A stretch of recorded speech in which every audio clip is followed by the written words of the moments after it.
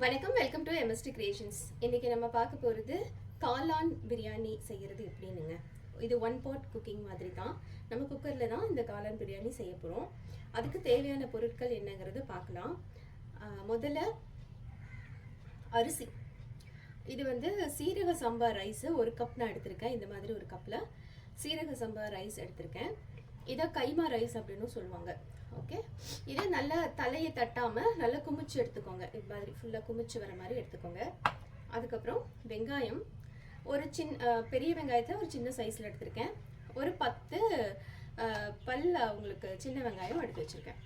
அப்புறம் புதினா ஒரு கைப்பிடி அளவு, கொத்தமல்லி ஒரு கைப்பிடி அளவு, ஒரே ஒரு தக்காளி, நல்ல பெரிய தக்காளியாக ஒன்று எடுத்துக்கோங்க. அப்புறம் ஒரு பச்சை மிளகாய், ஹாஃப் லெமன், இதில் ஒரு 2 ஸ்குவீஸ் மட்டும்தான் நம்ம புளிய போகிறோம்.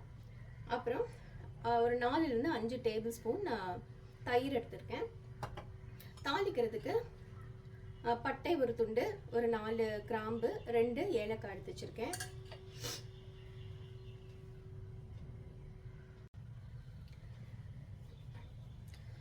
சோம்பு அரை டேபிள் ஸ்பூன் எடுத்திருக்கேன். அப்புறம் எல்லாத்துக்கும் முக்கியமாக தேவையானது ஒரு 200 கிராம்ஸுக்கு இந்த மாதிரி பட்டன் காளான் கிடச்சிருக்கு எனக்கு. அதை தான் நான் எடுத்துக்கிறேன், பட்டன் மஷ்ரூம்ஸ். ஓகே, அப்புறம் இந்த இஞ்சி பூண்டு விழுது ஒரு டேபிள் ஸ்பூன் எடுத்துருக்கேன். இதுதான் இதுக்கு தேவையான மெட்டீரியல்ஸ். இப்போது நம்ம இந்த அரிசியை நல்லா அலசி எடுத்துட்டு ஒரு பாத்திரத்தில் இந்த மாதிரி போட்டு ஒரு 20 மினிட்ஸ் மட்டும் நம்ம ஊற வச்சுக்கலாம். அப்போ தான் உங்களுக்கு உதிரி உதிரியாக நல்லா வரும்.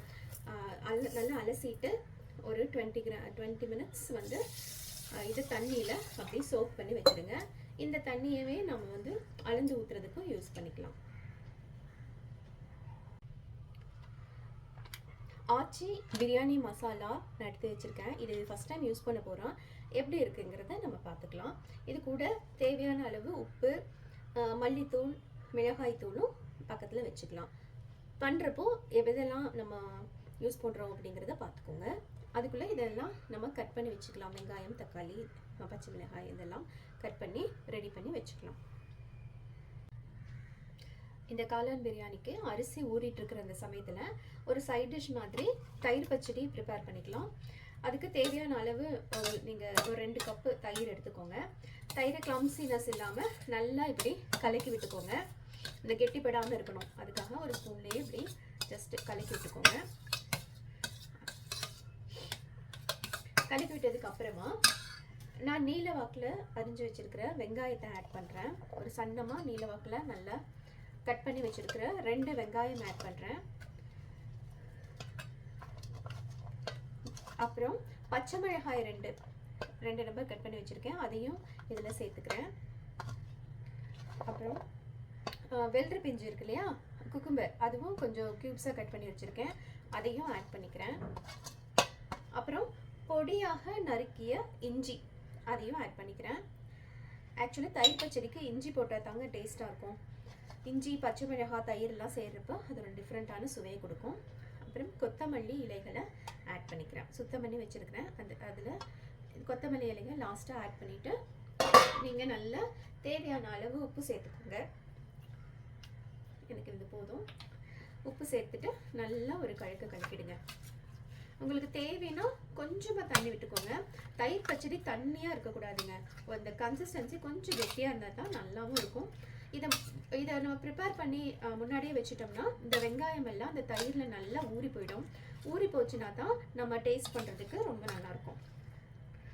ஸோ ஃபஸ்ட்டு இதை ரெடி பண்ணி வச்சுக்கோங்க. அதுக்கப்புறமா நம்ம பிரியாணி செய்ய ஆரம்பிச்சிடலாம். அவ்வளோதாங்க. உங்களுக்கு தேவைன்னா கொஞ்சமாக தண்ணி வேணும்னா யூஸ் பண்ணிக்கோங்க. அப்படி இல்லைன்னா இந்த கன்சிஸ்டன்சி இருக்கணும். அப்போ தான் தயிர் பச்சடி நல்லாயிருக்கும். இப்போ ஹை ஃப்ளேமில் ஆன் பண்ணிவிட்டு நீங்கள் இந்த மாதிரி ஒரு குக்கரை வச்சுக்கோங்க. நான் யூஸ் பண்ணுறது ஹாக்கின்ஸ் குக்கரு. இதை வச்சுக்கிட்டு இப்போது நம்ம கொஞ்சம் சூடாகட்டும். பாத்திரம் சூடானதுக்கப்புறமா நான் செக்கில் ஆட்டின கடலை எண்ணெய் யூஸ் பண்ணுறேன். செக்கில் ஆட்டிய கடலை எண்ணெய் உங்களுக்கு ஒரு 4 டேபிள் ஸ்பூன் யூஸ் பண்ணிக்கோங்க. ஓகே,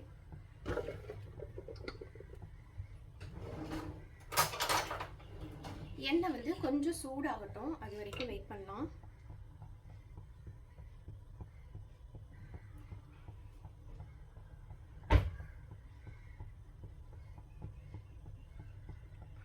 ஓகே, எண்ணெய் இப்போ சூடாயிடுச்சுங்க. இதில் நான் பட்டை ஆட் பண்ணிக்கிறேன். பட்டை, ஒரு 4 கிராம்பு, அப்புறம் 2 ஏலக்காய் போட்டுறேன். அதுலேயே ஒரு அரை சோம்பு, பெருஞ்சீரகம் சொல்லுவோம் இல்லையா, அந்த சோம்பு ஆட் பண்ணிக்கிறேன். இது நல்லா பொரிஞ்சு வருது. பொரிஞ்சு வந்ததும் நான் வந்து எப்போவுமே மிளகு ஆட் பண்ணுவேங்க. மிளகு வந்து ஒரு 4லேருந்து 5 மிளகு ஆட் பண்ணிக்கோங்க.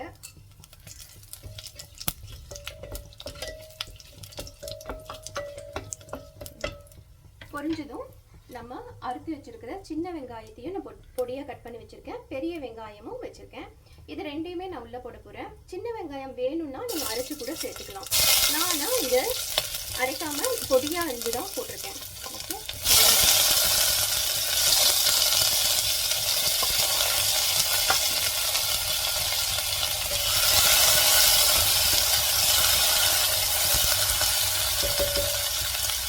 இப்போ வெங்காயம், சின்ன வெங்காயம் இல்லை அப்படின்னா பெரிய வெங்காயம் கூட, ஒரு பெரிய வெங்காயமும் பெரிய சைஸில் இருக்கிறத ஆட் பண்ணிக்கலாம். நீங்கள் வெங்காயம் போட்ட உடனே நீங்கள் கொஞ்சமாக வெங்காயம் வதங்குறதுக்கு உப்பு சேர்த்துக்கோங்க. வெங்காயம் வதங்குறதுக்கு மட்டும்தான் நான் இப்போ இங்கே உப்பு சேர்க்குறேன் கொஞ்சமாக.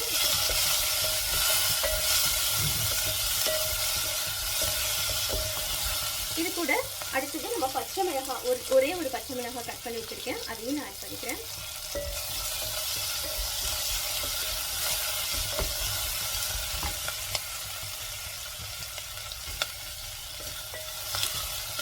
வெங்காயம் லைட்டாக ப்ரௌன் ஆக ஆரம்பிச்சிருச்சு. இந்த ஸ்டேஜில் நம்ம தக்காளியும் ஆட் பண்ணிக்கலாம். ஒரு தக்காளி, பெரிய தக்காளி, அதையும் போட்டுறேன்.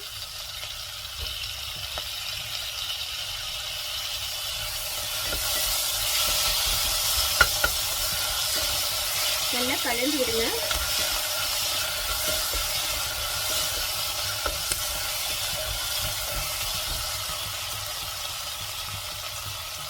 தக்காளி வதங்குறப்பவே நான் வந்து கொஞ்சம் இஞ்சி பூண்டு இருக்கு இல்லையா, அந்த பேஸ்ட்டு 1 டேபிள் ஸ்பூன் வச்சுருக்கேன், அதை ஆட் பண்ணிக்கிறேன். இது நீங்கள் இன்ஸ்டன்ட் பேஸ்ட்டாகவும் கிடைக்குது, அதை யூஸ் பண்ணிக்கலாம். அப்படி இல்லைன்னா ஃப்ரெஷ்ஷாக அரைச்சி யூஸ் பண்ணிக்கலாம். ஒரு 4 பல்லு பூண்டு, ஒரு துண்டு இஞ்சி வச்சு அரைச்சிக்கோங்க. அரைச்சிட்டு இதில் ஆட் பண்ணிக்கோங்க. இஞ்சி பூண்டு போட்டதுலேயே ஒரு நல்ல ஃப்ளேவர் கிடைக்கும் உங்களுக்கு. இஞ்சி பூண்டு போட்டதுக்கு அப்புறமா நான் ஒரு கைப்பிடி கொத்தமல்லி இலைகள் போட்டுக்கிறேன், மல்லி இலைகள் போட்டுக்கிறேன். அதே மாதிரி ஒரு கைப்பிடி புதினாவும் போட்டுக்கிறேன். இதெல்லாம் நல்ல ஒரு ஃப்ளேவர் கொடுக்குங்க பிரியாணிக்கு.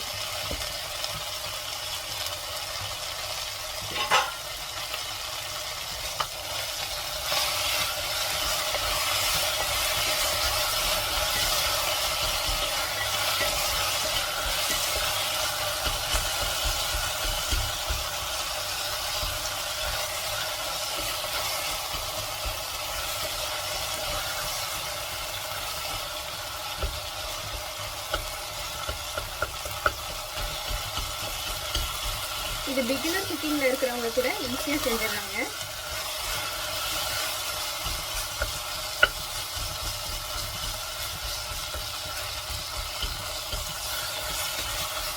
நீங்கள் லஞ்ச் பாக்ஸ் ரெசிபி ப்ரிப்பேர் பண்ணுறதுக்கு, ஆஃபீஸ்க்கு இல்லை ஸ்கூல் குழந்தைங்களுக்கு கொடுக்குறதுக்கு இது அருமையான ஒரு டிஷ்ஷாக இருக்கும். நம்ம குயிக்காக மார்னிங்கே செஞ்சிடலாம். செஞ்சுட்டு அழகாக லஞ்சுக்கு கூட நம்ம பேக் பண்ணி கொடுத்துடலாம்.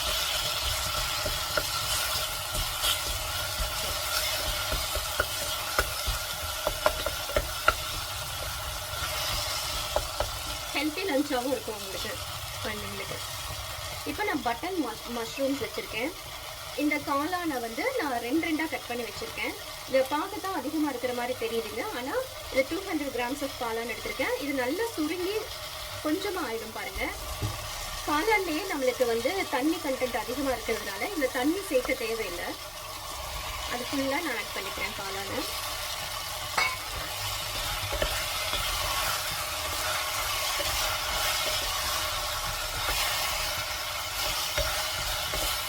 கொஞ்சம் காளான் வேகிறதுக்கு ஜஸ்ட் ஒரு மூடி மட்டும் சும்மா மேலாட்களை அப்படியே வச்சிடலாம். அது தண்ணி விட ஆரம்பிக்கும். இந்த காளான் இருக்கிற தண்ணியே போதும் அது சுருங்கி வர்றதுக்கு. ஸோ இப்படி ஜஸ்ட் கொஞ்ச நேரம் மூடி வச்சுக்கோங்க.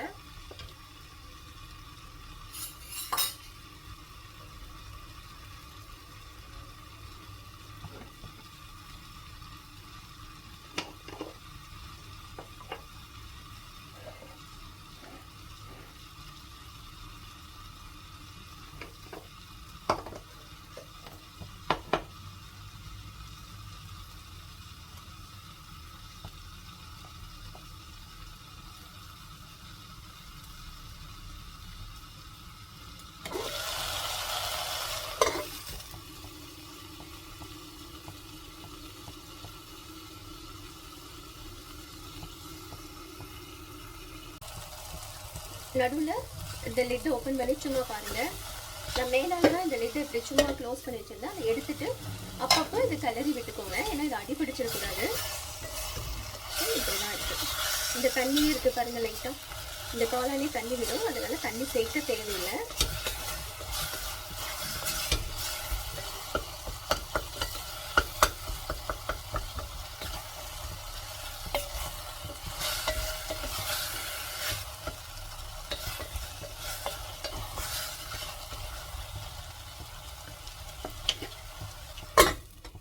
திரும்ப லிட் க்ளோஸ் பண்ணிடுங்க. அப்பப்போ திறந்து ஒரு 2 கிளறுங்க.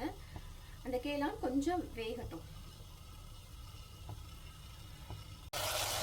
பாருங்க தண்ணி விட்டுருக்கு. இந்த சமயத்தில் கொஞ்சம் நல்லா சுருங்கி வந்துருச்சு இல்லையா அந்த காளான். இந்த ஸ்டேஜில் நம்ம கொஞ்சம் தயிர் ஆட் பண்ணிக்கலாம். 4 டேபிள் ஸ்பூன் தயிர் சொல்லியிருந்தேன், அதையும் போட்டுக்கோங்க. தயிர் போட்டுட்டு இப்போ நம்ம சிம்மில் வச்சுக்கோங்க. சிம்மில் வச்சுட்டு மசாலா பொடியை ஆட் பண்ணிக்கலாம். நான் இங்கே ஆச்சியோட பிரியாணி மசாலா அதில் இருந்து இந்த மாதிரி ஒரு டேபிள் ஸ்பூனில் ஒரு 1/2 டேபிள் ஸ்பூன் நான் போடுறேன். பாருங்கள், 1/2 டேபிள் ஸ்பூன் ஆச்சி பிரியாணி மசாலா ஆட் பண்ணுறேன்.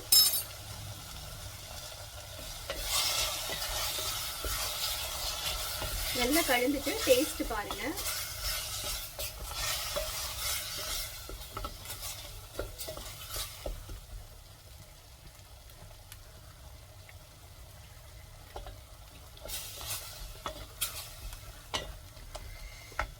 அப்புறம் ஒரு 1/2 ஸ்பூன் நம்ம ஏற்கனவே பச்சை மிளகாய் போட்டிருக்கோம், அதனால் ஒரு 1/2 ஸ்பூன் மட்டும் மிளகாய் தூள் ஆட் பண்ணுறேன்.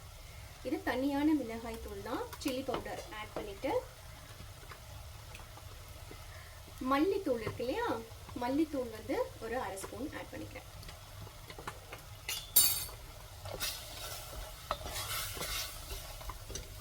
நல்ல மசாலா, ஒரு துளி தண்ணி கூட இல்லை, இதுலேயே கொஞ்சம் நல்லா பைண்ட் ஆயிடுச்சு பாருங்க.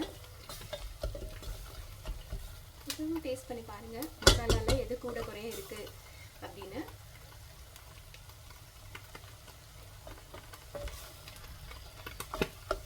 சூப்பர் டேஸ்ட்ல இருக்குங்க.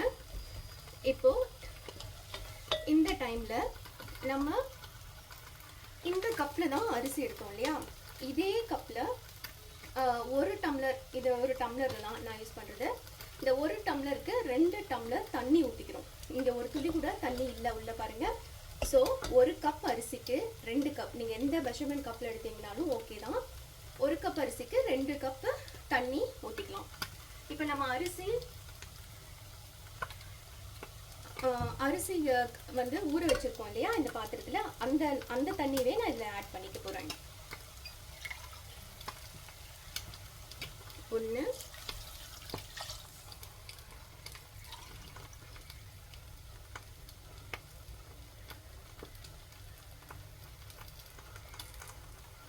2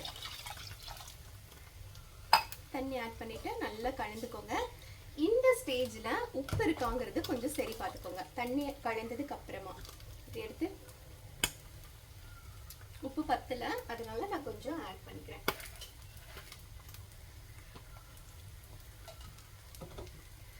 தேவையான அளவு உப்பு ஆட் பண்ணியாச்சு. உப்பு கரெக்டா இருந்தா தான் நம்ம போடுற காரம் அதெல்லாம் கரெக்டா இருக்காங்கிறது நம்மளுக்கு தெரியும். ஃபேண்டாஸ்டிக்ங்க, அருமையா டேஸ்டா வந்துருச்சு. இந்த டைம்ல நான் என்ன பண்ணுறேன், இந்த மூடி இருக்கு இல்லையா, குக்கருடைய மூடி ஜஸ்ட்டு நான் ஃபுல்லாக க்ளோஸ் பண்ணல, அதுக்கு மேலே இப்படி மூடுற மாதிரி வைக்க போகிறேன். தண்ணி கொதிச்சு வரட்டும், அதுக்கப்புறம் நம்ம திறந்து பார்க்கலாம். குயிக்காகவே இது ஆயிருங்க. இப்படி விட்டுருங்க கொஞ்ச நேரத்துக்கு. அப்புறம் ஓப்பன் பண்ணி பார்க்குறப்ப நல்லா தண்ணி தலைக்கு வரைக்கும் கொதிக்கணும். ஓகே, லிட்டை திறந்து பார்க்கலாம். இதை பாருங்க, நல்லா அப்படி கொதி வர ஆரம்பிச்சிருக்கு. தெரியுதா உங்களுக்கு? நல்லா இது மாதிரி ஃபுல்லாக கொதி வரணும். இந்த சமயத்தில் நம்ம ஊற வச்ச சீரக சம்பா ரைஸ் இருக்கு இல்லையா, அதை அப்படியே எடுத்து உள்ளே போட்டுக்கலாம். கைமா ரைஸ் உங்கள் ஊரில் எந்த பிராண்ட் கிடைச்சாலும் பரவாயில்லைங்க, அதை யூஸ் பண்ணுங்க. லூஸில் வாங்கினாலும் நல்லா தான் இருக்கும். சீரக சம்பா அரிசி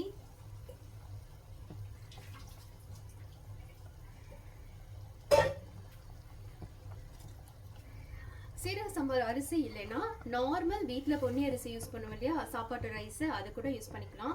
அப்படி இல்லைன்னா பாஸ்மதி ரைஸும் யூஸ் பண்ணிக்கலாங்க. நார்மல் அரிசி யூஸ் பண்ணுறீங்க அப்படின்னா 1 டம்ளர் அரிசிக்கு 3 டம்ளர் தண்ணி, 3 டம்ளர் இல்லைன்னா 2 டம்ளர் கூட போதும், அந்த அளவுக்கு யூஸ் பண்ணிக்கோங்க. ஆனால் நான் வந்து ஒரு சிலவங்க பாஸ்மதி ரைஸ்க்கோ சீரக சம்பாக்கும் 1 டம்ளர் அரிசிக்கு 1 டம்ளர் தண்ணி தான் ஊற்றுவாங்க, இல்லை 1.5 டம்ளர் ஊற்றுவாங்க. பட் என்னோட அட்வைஸ் என்னன்னு கேட்டிங்கன்னா, நான் 1 டம்ளர் அரிசிக்கு 2 டம்ளர் தண்ணி, அதுவும் பாஸ்மதி ரைஸ்னாலும் சரி சீரக சம்பானாலும் சரி, நல்லா ஒரு கலக்கி விட்டுக்கோங்க. விட்டதுக்கு அப்புறமா மறுபடியும் இந்த லிட்டை சும்மா அப்படியே பிளேஸ் பண்ணிடுங்க. அவ்வளோதான். இப்போ அந்த தண்ணி எல்லாம் நல்லா இஞ்சி போய் நல்லா சுண்டி போய் நம்மளுக்கு ஒன்லி ரைஸ் மட்டும் இருக்கிற மாதிரி வரும். அதாவது ஃபுல்லாக தண்ணி சுண்ட தேவையில்லை, ஒரு 3/4 வாசி குறைஞ்சா அதுக்கப்புறமா நம்ம என்ன பண்ணுறதுங்கிறத பார்க்கலாம். இப்போ மூடி வச்சதுக்கு அப்புறமா இந்த தண்ணி வந்து கொதிக்கிற டைமும் சரி, இந்த தண்ணி சுண்ட வேண்டிய டைமும் சரி, நீங்கள் இப்படி மூடி வச்சதுக்கு அப்புறமா ஹை ஃப்ளேமில் வச்சுக்கோங்க. மசாலா பொடி ஆட் பண்ணுறப்ப மட்டும் ஃப்ளேமை வந்து நல்லா ரெடியூஸ் பண்ணி வச்சுக்கோங்க. கம்மியாக வச்சுக்கிட்டிங்கன்னா தான் மசாலா பொடிகள் ஆட் பண்ணுறப்ப கருகாமல் இருக்கும். அப்புறம் தண்ணி கொதிக்கிறப்பவும் தண்ணி கம்மியாகணும் இல்லையா, அப்போ சுண்டி வரப்பவும் நம்ம ஃபுல் ஃப்ளேம் ஹை ஃப்ளேமில் தான் வச்சுருக்கோம். ஓகே, லிட்டை ஓப்பன் பண்ணி பார்க்கலாம். பாருங்க, அரிசி பாதி வெஞ்சிருக்கு, ஆனால் இன்னும் தண்ணி இருக்கு இந்த ஸ்டேஜில். ஸோ மறுபடியும் கொஞ்சம் நேரம் மூடி வச்சிடலாம். சும்மா ப்ளேஸ் பண்ணிடுங்க, அவ்வளோதான். குக்கர் மூடினா ஒரு தட்டம் போட்டு கூட மூடிக்கலாம் நீங்கள். இப்போ லிட் ஓப்பன் பண்ணி பார்க்கலாம். பாருங்க, இப்போ தண்ணி எல்லாமே கொஞ்சம் சுருங்கிருச்சு இல்லையா, இந்த டைமில் ஒரு கிளறிட்டு உடனே சிம்மில் வச்சுருங்க. கேஸ் ஸ்டவ்வை சிம்மில் வச்சுக்கோங்க, அடிக்குடிக்காமல் இருக்கணும். கிளறிட்டு இந்த ஸ்டேஜில் நான் என்ன பண்ணுறேன், அரை மூடி லெமன் வச்சுருக்கேன் இல்லையா, அதை நான் அப்படி புளிஞ்சிட போகிறேன். எஸ், ஒரு 2 ஸ்குவீஸ் லெமனை இப்படி புளிஞ்சிருக்கேன். லெமன் இல்லைன்னா கவலைப்பட வேணாம், நம்ம தயிர் யூஸ் பண்ணியிருக்கோம், அதனால இட்ஸ் ஓகே. பிழிஞ்சிட்டு ஒரு கிளறிட்டு டக்குன்னு நம்ம சிம் பண்ணிடுறோம். ஃபுல்லாக சிம் பண்ணிவிட்டு இதை நல்லா மூடிய லிட்டை நல்லா உள்ளே போட்டு நான் மூடி இருக்கிறேன். மூடிட்டு இப்போது நல்லா ஃபுல் சிம்மில் தானே வச்சுருக்கோம். நம்ம ஒரு 6லிருந்து 10 நிமிஷத்துக்கு உள்ள விசில் நான் போடல, ஆனால் கேஸ்கெட் போட்டு இந்த லிட்டை க்ளோஸ் பண்ணியிருக்கேன். கேஸ்கெட் இருக்குது, ஆனால் விசில் நான் இதில் போடலை. நல்லா நோட் பண்ணிக்கோங்க, இது ரொம்ப இம்பார்ட்டண்ட்டு. ஒரு 6லிருந்து ஒரு 10 நிமிஷம் வரைக்கும் நம்ம அப்படி விட்டுற போகிறோம். இதில் ஆவி வந்து அப்படியே ரிலீஸ் ஆகும். அந்த ஸ்டீம் ரிலீஸ் ஆகுறது தெரியுதா உங்களுக்கு? சரி, கொஞ்சம் வெயிட் பண்ணுங்க. முக்கியமானது சிம்மில் தான் இருக்கணும். ஓகே, கரெக்டாக டைம் நோட் பண்ணிகிட்டே இருங்க, அப்போ தான் உங்களுக்கு தெரியும். ஆவி நல்லா ரிலீஸ் ஆகுது பாருங்க, ஸ்டீம் போயிட்டு இருக்கு. அப்படியே விட்டுருங்க, நம்ம விசில் வெயிட் போட வேண்டிய அவசியம் இல்லை. பாருங்க, நல்லா விசில் வந்து ரிலீஸ் ஆக ஆரம்பிச்சிருச்சு. நான் இதை கரெக்டாக 7 மினிட்ஸில் வந்து இந்த விசிலை நான் போட போகிறேன். பாருங்க, இந்த வெயிட்டை நான் 7 மினிட்ஸ் கழிச்சு வந்து ஜஸ்ட் போட்டுட்டு ஆஃப் பண்ணிடுறேன். அடுப்பை கேஸ் ஸ்டவ்வை ஆஃப் பண்ணியாச்சு, விசில் பிளேஸ் பண்ணியாச்சு, வெயிட்டை பிளேஸ் பண்ணிட்டேன். இதுக்கப்புறம் ஒரு 10 மினிட்ஸ் கழிச்சு தான் நீங்கள் ஓப்பன் பண்ணணும். இந்த குக்கரை வந்து அப்படியே அந்த அடுப்பு மேலேயே இருக்கட்டும், எந்த மூமெண்ட்டும் இருக்கக்கூடாது, அப்படி விட்டுடுங்க. ஏன்னா இது கொஞ்சம் சேஃப்டி மெஷர்ஸ் பார்க்க வேண்டியிருக்கு. டக்குன்னு கீழே எடுத்து வைக்கிறது அந்த வேலையெல்லாம் பண்ணாதீங்க. அப்படி கேஸ் ஸ்டவ்லேயே இருக்கட்டும். ஆஃப் பண்ணிவிட்டு விசில் போட்டுட்டு 10 மினிட்ஸ் கழித்து நம்ம ஓப்பன் பண்ணி பார்க்கலாம். 10 நிமிஷம் ஆயிடுச்சுங்க. நல்லா இந்த விசில் வந்து அடங்கிருச்சு நினைக்கிறேன். பாருங்கள், ஜஸ்ட் லிஃப்ட் பண்ணி பார்த்தா விசில் வரல, அடங்கிருச்சு. இந்த ஸ்டேஜில் நம்ம இதை ஓப்பன் பண்ணி பார்க்கலாம்.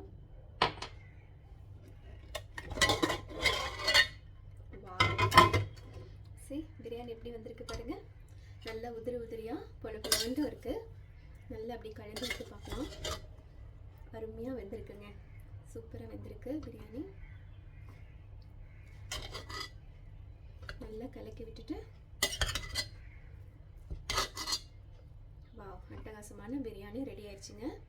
இப்போ இது ரெடி டு சர்வ்.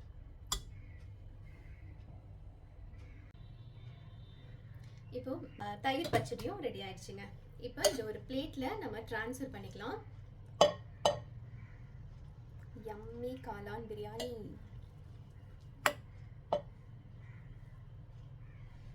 அருமைங்க, அட்டகாசமாக நல்லா வந்துருச்சு. இது அழகாக குழந்தைங்களுக்கு சூப்பராக லஞ்சை பேக் பண்ணி கொடுக்கலாம். ஹஸ்பண்ட் இல்லை ஒர்க்கிங் போகிற லேடிஸ் எல்லாருமே இதை ட்ரை பண்ணி பார்க்கலாம். இது கூட தயிர் பச்சடியும் சேர்ந்து சர்வ் பண்ணுறப்ப இதோட சுவை அலாதிங்க, அட்டகாசமாக இருக்குது. நீங்களும் ட்ரை பண்ணி பாருங்கள். உங்களுக்கு இந்த வீடியோ பிடிச்சிருந்தது அப்படின்னா please like, share and subscribe to my channel MST creations. வாங்க சாப்பிட்லாம். நீங்களும் ரெடி பண்ணுங்கள், என்ஜாய் பண்ணுங்கள். நன்றி.